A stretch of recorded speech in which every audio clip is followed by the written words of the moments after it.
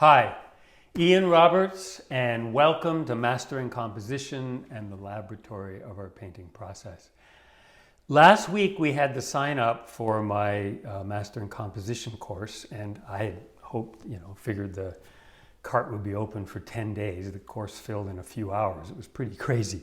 But I decided to create a second course it'll be in June, and there are about 10 or 12 places still left in that course if you're interested.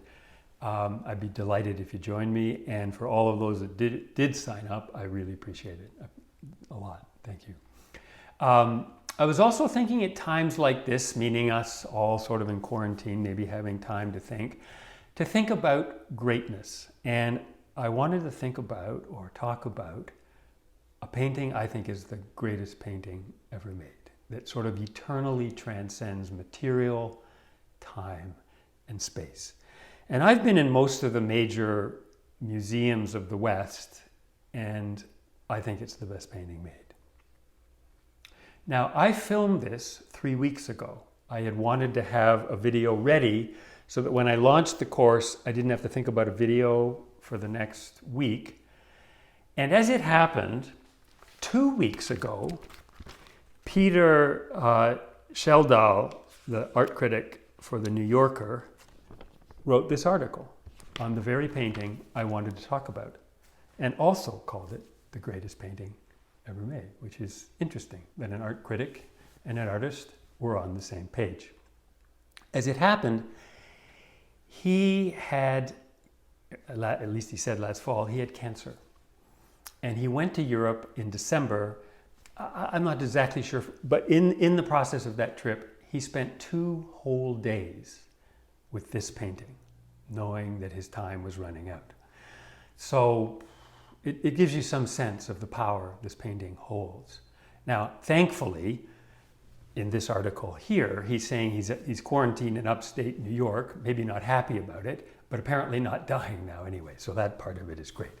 So now we'll just go straight to the video that I mentioned that I made 3 weeks ago. Hope you enjoy it. So let's look at my favorite painting of all time by my favorite painter, Velazquez. And it's a painting, Las Meninas, The Ladies in Waiting, 1656. Now, Velazquez, we could say, is the first impressionist, in the sense that he didn't paint what he knew was there. He just responded to what his eye could see, and he didn't paint more than that. And in many ways, you can't see that in reproduction, because in reproduction, it just looks like it's real, because he's painting what's there enough so that we know whatever he's looking at, that's what we're seeing. It's not until you go up close and you realize, wow, he hardly painted anything there, and yet from viewing distance, it looks fantastic. He's a very modern painter. And this particular painting is a very modern psychological moment. It's a very engaging moment of participation of us as, well, I'll show you when we get to it. And I've done an analysis, which you can see here, just drawing some lines, trying to figure the structure. And we don't know the actual structure, but you can see some of the basic foundational lines seem pretty reasonable to assume. So we'll have a look at it now.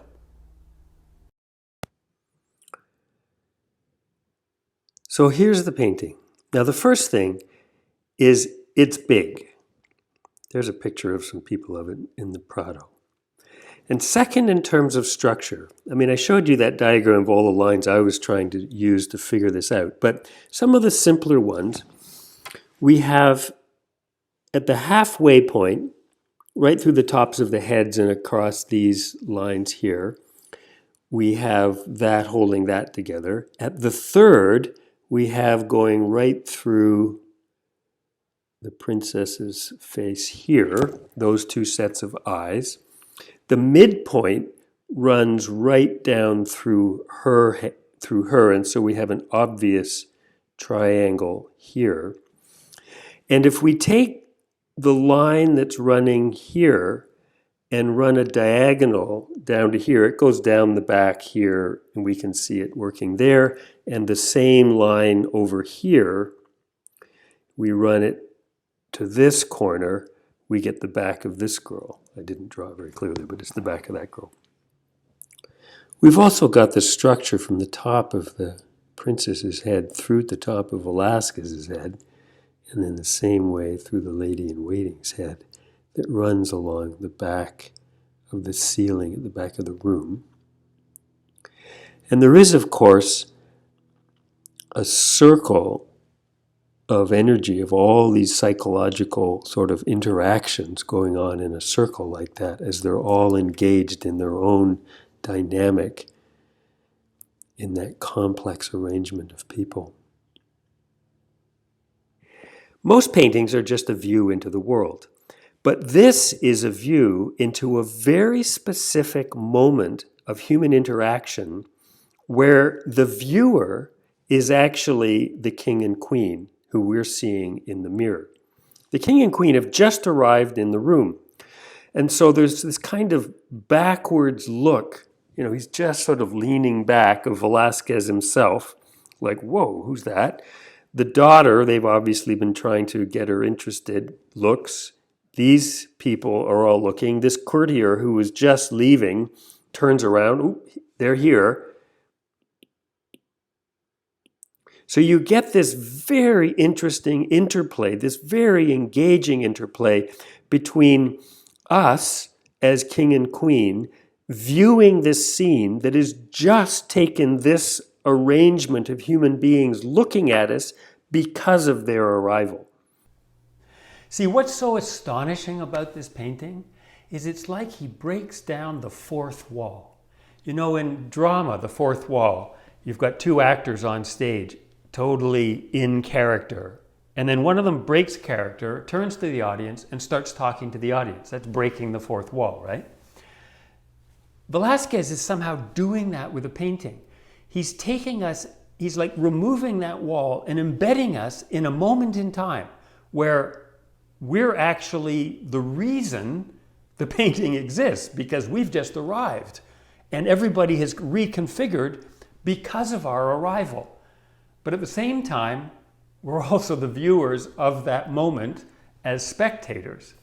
And then interestingly, we're seeing this big painting from the back that Velazquez is working on that is probably the very painting that it's named after. Anyway, it's an incredibly modern, engaging, and terrific work. So if you want to get this, be sure to subscribe. If you want to get these videos into your inbox, emailed to you every Tuesday morning, you can subscribe, you can link down below to my email address and connect to that. I don't send out emails for pretty much anything else, so you don't have to worry about that. And other than that, I hope you have a terrific week, despite everything that's going on, and are finding time for some kind of creative endeavor, some good reading perhaps. I hope your family's well, that you're well, and I'll see you next Tuesday. Bye for now.